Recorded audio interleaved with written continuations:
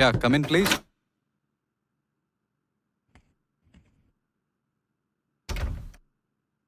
டேய் தம்பி, நீயாடா? Sir sorry sir.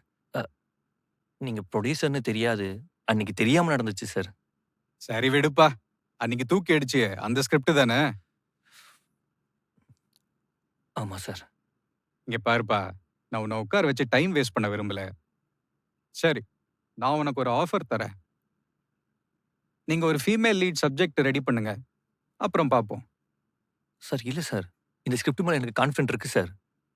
உன் கதையை நீ எடுக்கணும்னு நினைச்சது ஒன்றும் தப்பு கிடையாது. ஆனா எங்களையும் கொஞ்சம் யோசனை பண்ணி பாரு.